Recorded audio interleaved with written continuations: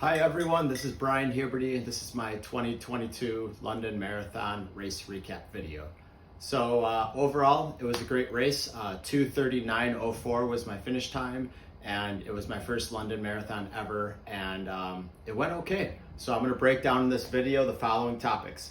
The summer training and build-up real quickly, my travel and race weekend prep, race nutrition, sponsor thank you, race morning, or overall race recap, my takeaways, positive and negative, post-race feelings, 72-hour recovery, and up next, 2023.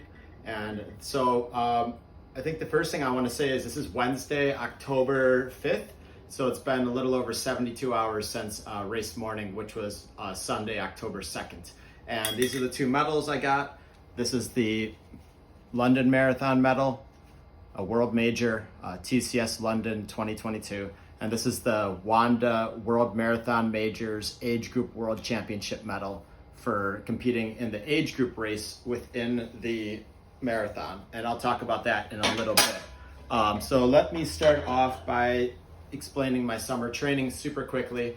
I think that was part of my weakness for the race. One of my takeaways is that I didn't do enough long runs this summer. Part of that is due to the heat in Miami. It's a very hard place to train this summer. It's notoriously difficult. Some of my best long runs were done in Guatemala in August, about a month and 2 weeks, so 6 weeks before the race. I was in Guatemala for 10 days. That altitude training was incredible. It was actually about 8 or 9 days, but I was at 8 to 10,000 feet. I did 110 miles. That week got me in great shape. I was already in good shape, but that got me accelerated. I did some doubles down there of 23 total, where I would do like 16 and a half in the morning and then like 6 or 7 on the treadmill or 8 at night, to get me about 22 or 23 a couple days in a row. But I never did any runs in my training this summer since even March, and my last marathon was December of last year. So in the last 9 months, I haven't done a run over 16 or 17 miles. And I think that was my biggest weakness going into the race. I went into the race healthy. Summer training went pretty good. I did have an Achilles issue with my left Achilles that's been bothering me for about 3 or 4 years. It flares up and goes away sometimes if I take off some time. If I, don't take care of it, it gets worse. It was pretty bad this summer at some times where it was like level 7 or 8 out of 10 for pain. I talked to my physical therapist last week about it, and if I manage it, it's actually something I can run about 80 to 100 miles a week with. Running keeps it healthy, but it's just speed work and track work and type of shoes I wear. But I went into the race with my Achilles being a little bit of an issue on my left foot, some pains, actually just during the daytime, not during the race, with the Achilles. So it's kind of when I'm sitting in a chair or when I go to bed or wake up, or just certain times it would be painful. Not always when I ran, but sometimes when I ran it would be painful. But thankfully race weekend it wasn't, and I'll tell you a little bit why. But the summer training went good. I was able to average about 60 to 70 miles a week since June 1st. I put a serious training block in that started about May 1st. I had a half marathon May 30th in Madison. I ran 1:14:30, and then all summer I focused on London. Boston's coming up. I focused on London all summer, and I did a good job in training. June and July weren't the best months. I missed about 6 days each month, but I was running about 5 days a week, let's say. And then in August, I didn't miss a single day, and I did about a 50 to 60 day streak from August to September 25th. So about 55 days, I did not miss a day of training. A couple of days were 2 miles or 3 miles, but I generally was doing about 10 miles a day. Some days 16, some days 8 or 6.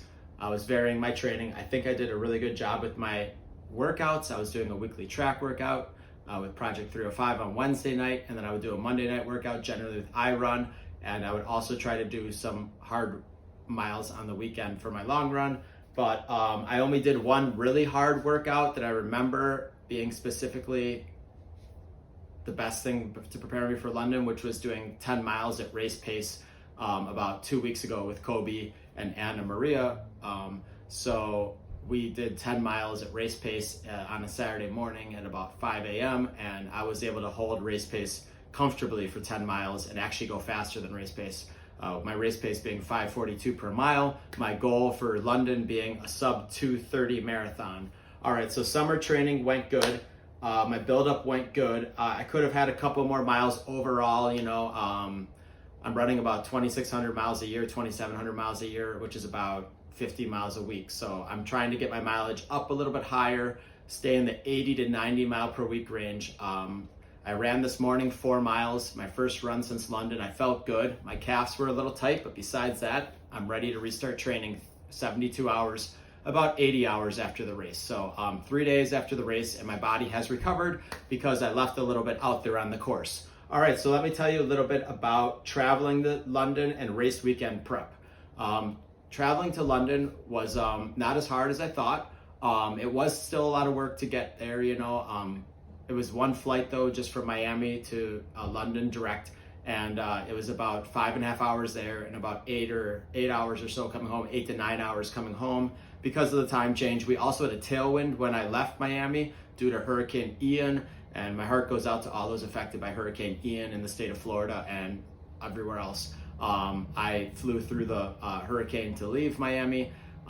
When I got to London, the tube was quite confusing, the underground, but I was able to find my friend Russell. Shout out to Russell Davis, one of my friends in London who hosted me.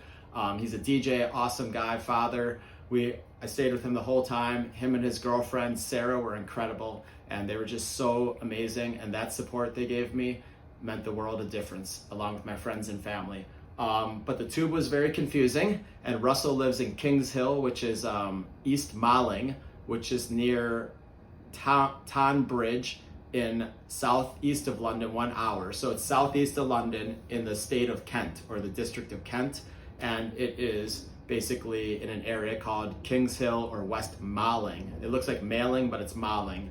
I learned how everything is pronounced differently in London, and I learned a lot about the underground and about the subway and about mass transit, and I learned in general how people travel in England, and it was a very beautiful place to run. The weather was incredible. It was a little colder. I needed a jacket most of the time I was there, or a sweatshirt, but race weekend prep went well. I got my runs in Thursday I traveled a little bit. I ran Friday and Saturday. Yeah, Thursday was a recovery day because I landed Thursday morning. I traveled Wednesday and ran Wednesday. Took Thursday off, ran Friday and Saturday. Friday I ran about 8 miles total. Did like 6.5, and then I jogged a little bit after when I was going to a train.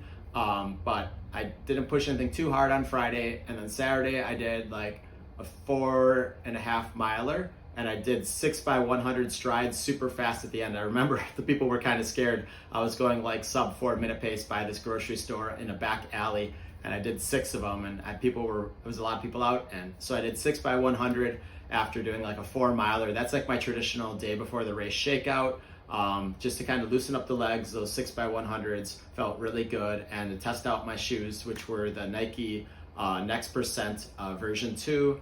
Did have some issues with those. They caused my feet some pain. I'll talk about that during the race. Okay, so weekend prep went good. I got a lot of rest. I got my nutrition in. I ate great.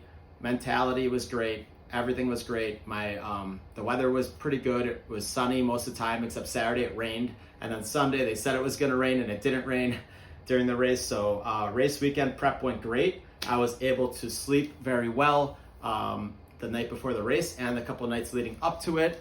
What else? I got about 8 hours of sleep the night before the race. I went to bed at about 8 o'clock. I was asleep by 8:30. I woke up about 2 times, which is normal, about midnight, about 2 a.m. to, pee and get some nutrition in me. And then my alarm went off at, I think it was 5 o'clock, and I got a taxi from a neighbor to the start line, and I got there about 2 or 3 hours early. I think 3 hours early. I was there at like 7 o'clock, and the race started. Yeah, I got there at 7 and the race started at 9:40. So I was a little under 3 hours early. I was actually one of the earlier people there And I was competing in the age group world championship race, which I qualified for from running 2 good marathons in 2021. You need to run 2 marathons. I ran a 2:34 last October in Boston, and then I ran a 2:31 last December at CIM. So I qualified for this race in London, the age group world championship, which takes place once a year. We had our own special area. We had a bib on our back that said I was a male 40 to 44. That's my age group that I compete in. And on the front, it had my bib number 613. And it was cool to be part of the age group world championship. So I had my own little area pre-race. Well, not my area, but everyone in the age group world championship. It was about 500 people.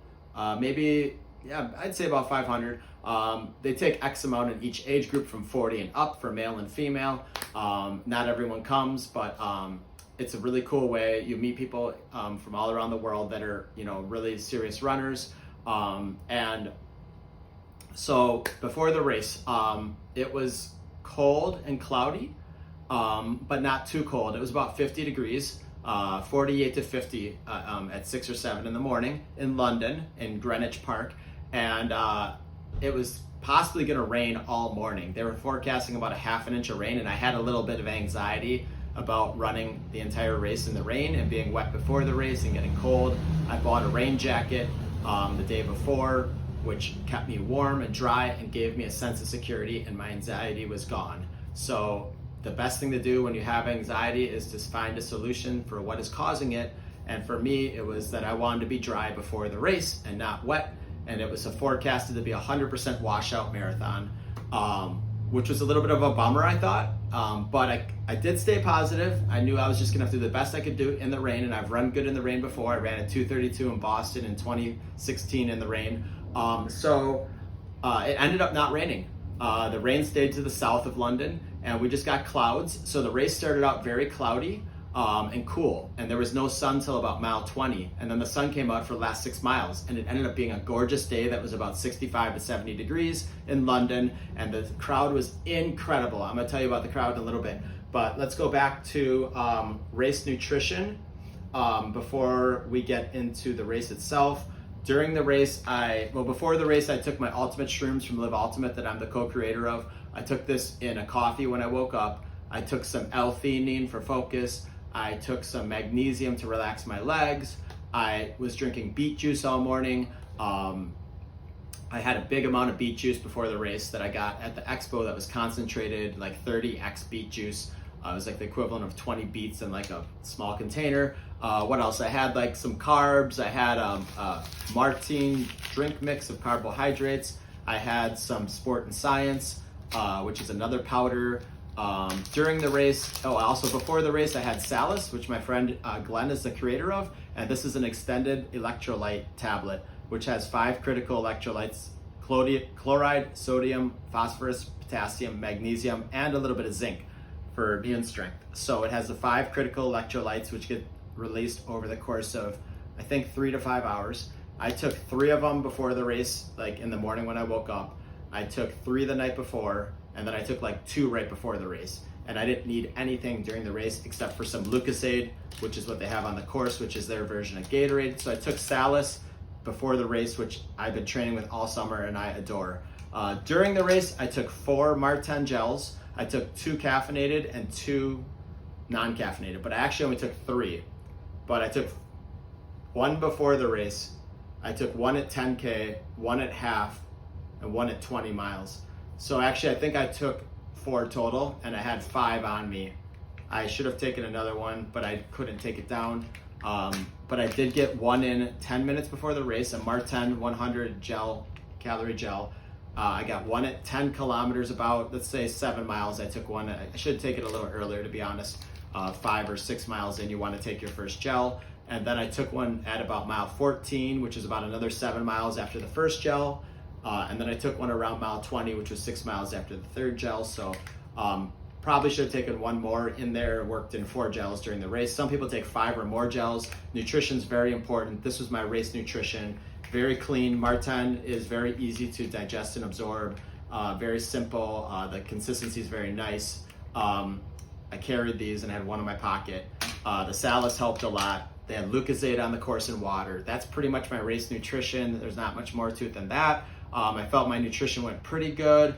I'll talk about the race itself, and you'll hear more about the nutrition during the race. But first, I want to say a sponsor thank you to Sneaker Impact. They've been a big supporter of mine all year in 2022 and my dreams of London. I've been working for them for the last 9 months, or 6 months at least, and I help recycle shoes there, and I help with connecting with all the running stores in the running community to raise awareness about recycling and upcycling your used running shoes. So if you want to recycle your shoes, please reach out to us at sneakerimpact.com, and you can send them to us for free. We provide the shipping label and the package, and you just ship it back to us, and we help upcycle and recycle them. We prevent all shoes from going in the landfill, all conditions. Good condition shoes we get back out there to people who need them in developing countries and create. All right, so thank you again to Sneaker Impact. All right, guys, let's talk about the race itself. So I have my splits here.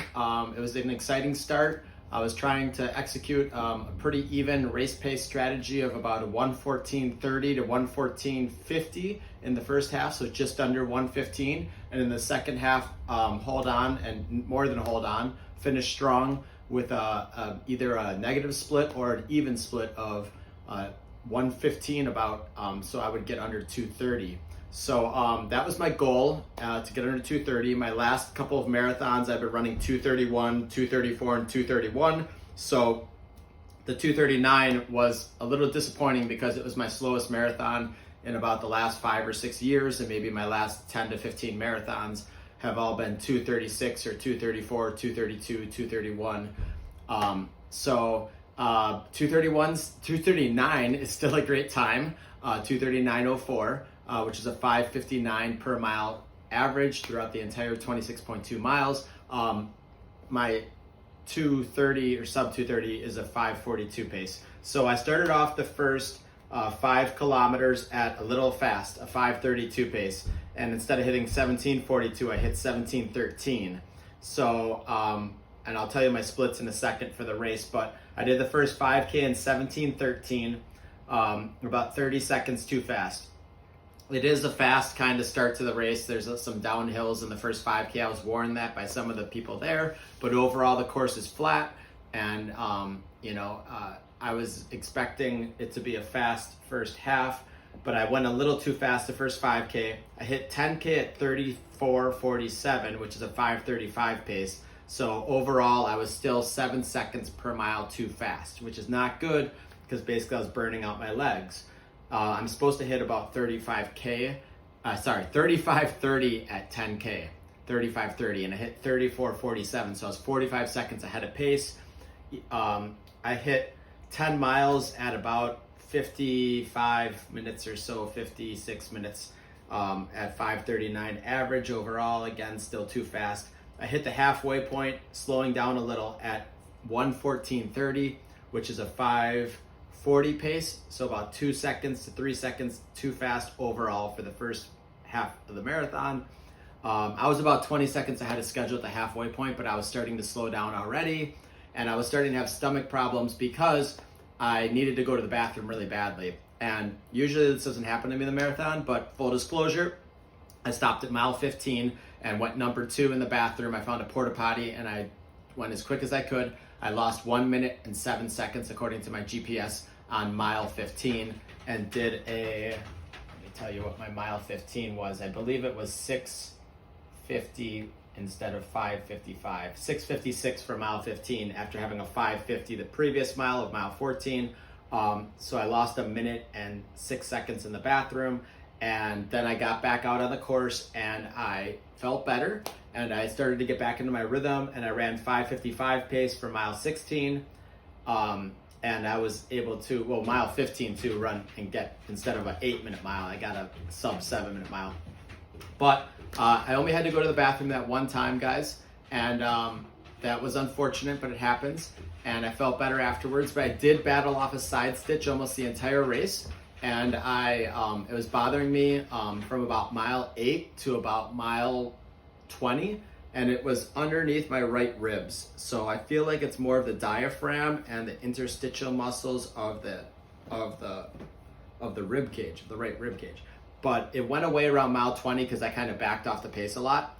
But I think it's something I just need to continue working on with my physical therapist to relax my diaphragm and my psoas muscles. I had a muscle stitch from about mile 8 to about mile. It started to come on. It didn't knock me down all the way. It just was concerning. I could feel it, and it was causing me a pain and discomfort. And I was still able to run, but not as fast.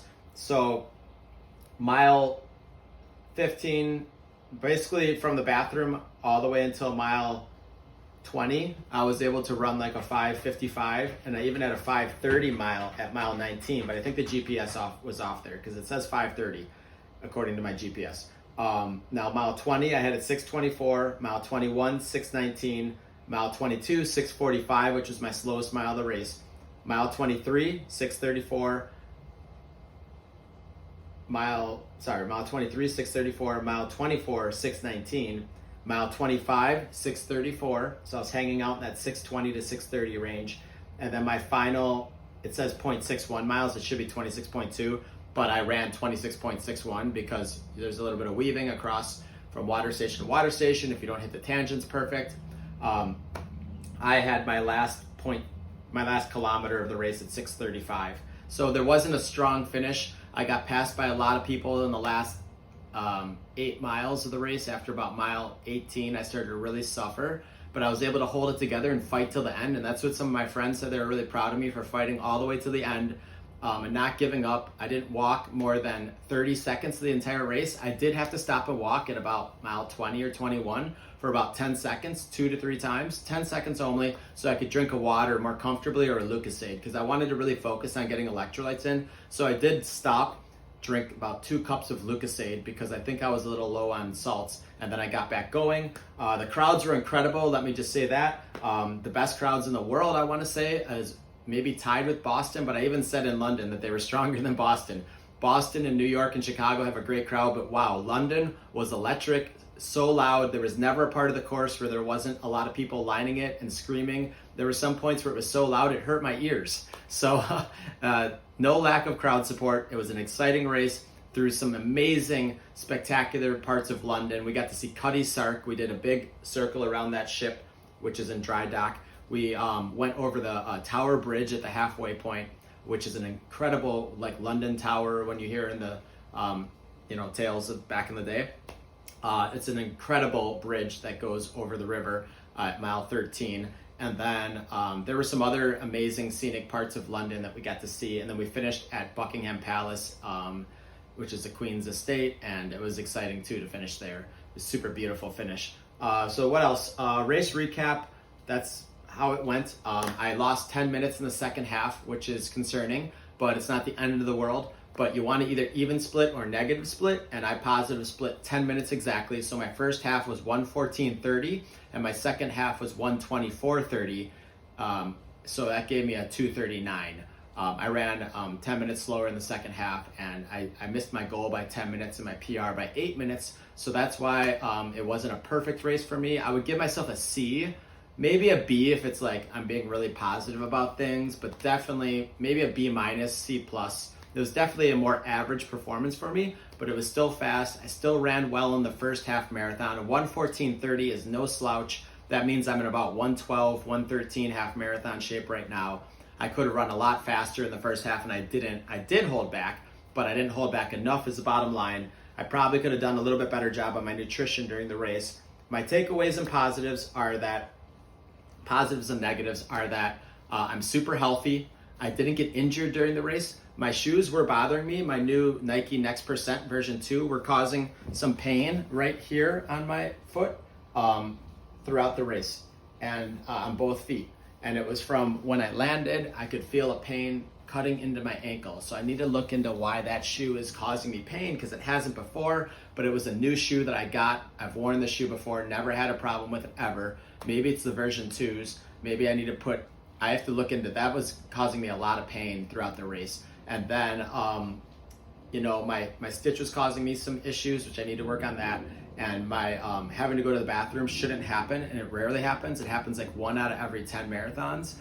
So I need to do a better job of getting up early, going to the bathroom multiple times, warming up. I didn't do a warm up. That probably would have helped a little bit. I did loosen up and stretch. Takeaways are that I'm super healthy. I'm back to training. I have a marathon in 2 months at CIM, and I'm going to be doing a lot of training over the next 2 months to get myself to the place I want to be, which is a sub 2:30 marathon. And I know that I need to do my long runs because I hit a wall around 18 to 20 miles and 22 miles where I just felt terrible. I slowed down so much. I was able to keep the wheels moving, but I lost a lot of spots. I mean, I finished like 270th place overall, and I normally would finish about 95th. So I probably had about 170 people pass me, which is crazy. I mean, just people were passing me the last 8 miles like crazy, and you want to be passing people. That's the mentality, that's the feeling you want, is that you're passing people. When you're feeling great, you're passing people, because a lot of people suffer in the marathon. It's a very challenging race. So I got passed by a ton of people in the last 8 miles. It was very humbling. I basically just jogged it in, and I was happy to break 240 and to run 2:39:04. I would have liked to run a little closer to 2:34 to 2:33, but you always want better than you get, and bottom line is, at least I finished the marathon and showed that I finished what I start and that I got my medal. I showed everyone who supported me that I take this seriously, and I didn't make excuses like have a panic attack or quit. So what else? Post race, give me 1 second. All right, guys, part 3 of this video. So post race, I was able to walk. I didn't require any medical attention. I felt like I left a lot out there on the course. I made it to my gear check within about 4 minutes. I missed Eliud Kipchoge giving out medals. He gave out medals to literally people that I ran next to, like Spider-Man. I literally ran with a Spider-Man guy the entire race who had full head-to-toe Spider-Man outfit on, and he ran like a 2:34, 2:32. And there was a guy with fairy wings, like giant fairy wings, who passed me with 50 meters to go. I won't ever forget that. It was kind of traumatizing to be passed down the last 50 meters of a marathon finish line by someone with giant fairy wings. So that was something I told my friend Russell and Sarah when I found them. They found me at the meet and greet area, which is near gear check. Your last name, your first letter, which is H for me for Huberty. They found me. Russell bought me a beer at the cafe nearby, and I felt great drinking a beer within 30 minutes of finishing a marathon. And I had a Lucasade, which got me the electrolytes, and then we gathered our stuff up. I changed clothing right there with a little thing around me, the what do you call it, the heat wrap. And so finishing up post race, we went to get food. We got pizza, a large pizza each, and I had 2 or 3 beers, and we ended up cheering for the runners, and went back and watched everyone still running. And then we went back to where Russell lives in the countryside, and I went to bed early that night after having some food, but I got to bed by like 8 or 9 p.m. I slept well the last 2 days, and then I basically traveled yesterday, and now it's been 72 hours. I feel great. I went for a run this morning. I actually don't even feel jet lagged, and I felt like I left a lot out there on the course. So I went running this morning. I did 4 miles, and it was progressive. It was like a 7:20 average. I started at 8 minutes for the first mile, then was like 7:25, 7:05, and then 6:50. And I felt a little tightness in my calves, but besides that, I felt really good. I'm gonna go to physical therapy this Friday and get some, overall, massage and relaxation done to loosen up whatever is still tight and stiff from the marathon. But I'm ready to start training. So up next for Bryan Huberty is 3 marathons. December 4th at California International Marathon, or CIM, in Sacramento, on my 44th birthday. I'm gonna be going for sub 2:30, and I know what to do now. I need to get my long runs in, and I'm gonna be doing that over the next couple of weekends, starting with a 10 miler this Saturday, and then 14 miler, 16, 18, 20, 22, whatever. I'm gonna get in at least an 18, 20, and 22 and before CIM, and make sure I get about 80 miles a weekend on average, but this week will be 40. I'm gonna be running, tomorrow, Friday, Saturday, and Sunday. I'm back. I feel fine. So there's no major injuries or issues. Sometimes it takes a week to recover. Sometimes it takes 3 days. I've been eating very healthy and sleeping very well, and I am ready to go. So after California International, which I'm the ambassador for, one of the race ambassadors for, I'm gonna be going for 2:29:30 there, and it's a great course, and I just will be more conservative in the first half. And after CIM, I'm doing Boston April 19th-ish of 2023. I'm entered in the Boston Marathon for my 9th or 10th Boston. And then in the fall of October of 2023, I'll be doing the Chicago Marathon for the 2023 Age Group World Championships for the World Marathon Majors. Chicago and Boston are world majors. CIM isn't, but it qualifies me for the Age Group World Championships. You need 2 strong races in 1 year. They add up the points. Maximum points per race is 4,000. Last year, I got about 7,800 or 7,700 points. I was ranked number 5th in the US and number 19th or 17th in the world. I finished about 67th in my age group in the world. So I underperformed. I had a rough race, but I still had a good overall finish time. And it still got me a good amount of points, about 3,400 points or 3,350. So if I do well at CIM and get a good finish there, at least under 240, hopefully under 230, I will 99% requalify for the Age Group World Championship race next October in Chicago. So I have 3 marathons coming up in the next year, and they're spread out nicely: December, April, and October. That's how it should be. I'll be doing some half marathons in between there. I'll be racing a lot. I'll be training a lot. I'll be going to Guatemala. I want to say thank you to my training partner, Kobe Morales, and Project 305, Sergey and Scott and Glenn and everyone, the Orange Runner, all these guys who've been training with me all summer. Thank you so much, guys, for your support. Thank you to my sponsors. Thank you to the nutrition that I've been provided. Thank you to Russell Davis again for hosting me, and his lovely girlfriend Sarah for feeding me so amazing. That's one of the reasons I recovered so well and had such a great race. I was eating amazing home-cooked food in London, and I fell in love with London. I'm definitely going back in the next couple of years, probably 2 years, 2 to 3 years. I want to go back, but I absolutely adore London. And I feel like it's an amazing city to run a marathon, and the crowd support was 10 out of 10. The views were 9 out of 10, let's say, or 10. The course is very fast. The crowd and the competitors, it's a very, very good, well-run world marathon major. I've now done 5 stars out of 6. I've done Berlin, London, New York, Chicago, and Boston. My last one is Tokyo, which I will do in the next couple of years. I'm not in a rush, but when the situation presents itself, I will do my 6th star of the World Marathon Majors in Tokyo. Anyways, guys, that's my 2022 London Marathon recap video. Thank you so much for your patience. I had a lot to say. I haven't done many videos lately, but please ask any questions you have about nutrition or my race strategy or my running form or gear or anything you have questions about, strategy for racing, questions about London, training, hit me up. And I hope you all are doing well. Thank you so much for joining me on this journey and your support. I love you all.